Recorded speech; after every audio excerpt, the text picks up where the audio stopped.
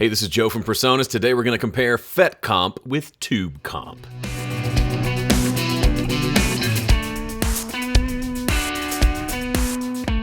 In this corner we have... I'm kidding, I'm not going to do that. If you have Studio One Professional or Artist, then you already have the Fat Channel plugin. That is a plugin that allows you to have multiple different types of EQs and compressors. Stock out of the box, it gives you three options for compression. The just standard regular old compressor, the FET comp, and the tube comp. Now, if you own Presonus Sphere, if you're a Sphere member or you own the add-on, it gives you access to a bunch more compressors and EQs. But today we're going to talk about those two because those are like the core two that you get as long as you have Studio One Artist or Professional. By the way, if you're not sure what's included with your version of Studio One, go to our website. And when you go to the Studio One page, there is a Compare Versions button. You can see what's included with each. Prime, Artist, Professional, and Sphere, which of course has everything. Rather than giving you a tweaky, nerdy history lesson on what's inside these analog compressors that makes them work the way they do, let's just listen to it and see how they sound. They're pretty different in the way they behave. They're also pretty different in the way they're controlled. One gives you a little more control than the other. They just have kind of characteristic sounds to them. Let's just listen. First off, drums. So this plugin is on my drum bus. Here's the FET comp. I'm going to hit play and let you hear the drums without the compression. Then I'll turn the compression on. Sound fair? Here we go.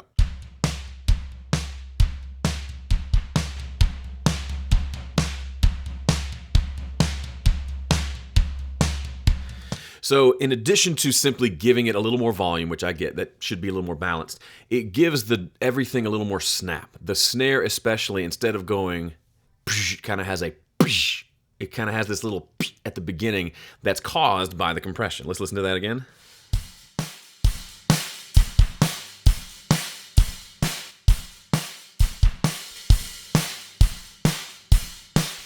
You can hear it especially in this earlier part where there's no cymbals.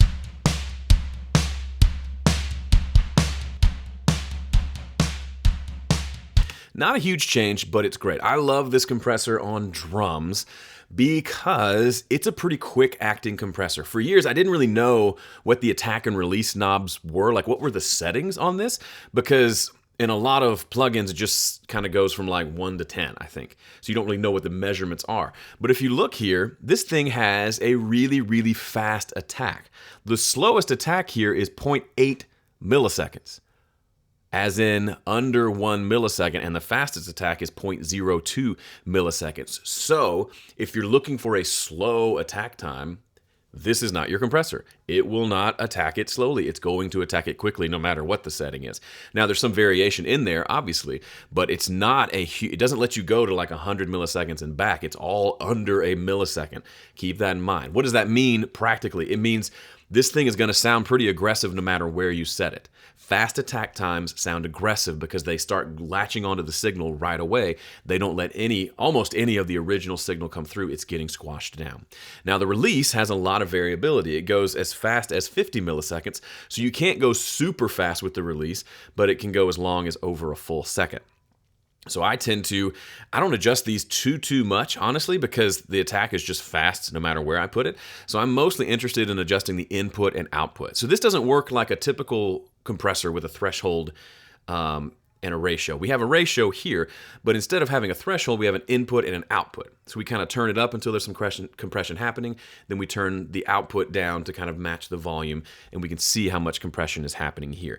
You'll notice when you use this, especially on drums, if you start getting tons and tons of compression, like that needle is going all the way back, probably, in my situation, typically, especially on like a drum bus, that's going to be too much compression. Take a look to how much the needle is moving. It's not moving a ton, but we're getting a lot of tone out of this compressor.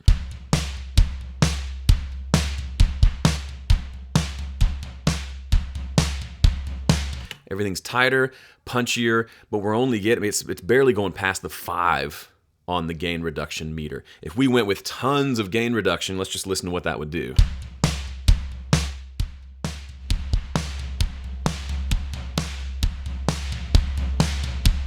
Not necessarily wrong, right? It's just the needle doesn't even have a chance to get back. It's just steadily compressed. So we're getting that much more squashed sound. The way I had it before, if I hit undo, That's kind of what I'm looking for. Tighten up the kick and the snare and don't mess with things too much. All right, so let's listen to the other one. Let's switch over to the tube comp. And let's see what we can do here. You'll notice right away you don't have attack and release settings. That's baked into it. It's based off of like an optical circuit. And I can't remember exactly what that means as far as fast and slow attack times, but you just need to listen and see what happens. I typically have this set to compressor. I'll turn this up to get some gain reduction happening. We'll try to do the same amount roughly, and then we'll adjust the gain to make sure the volume's where we want it. Here we go.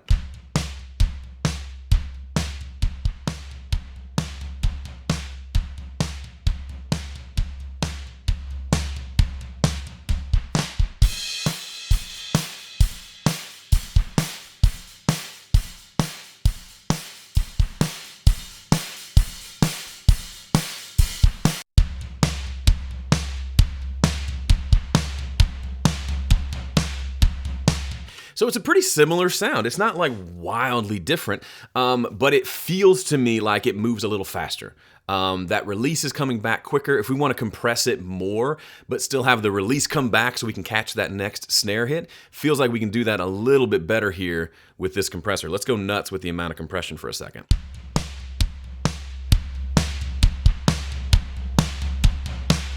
So you people who know this better than I do, you can leave it in the comments. But I think, to my ear at least, this has a pretty quick release. The attack feels kind of similar to the other one, but the release is coming back really quickly.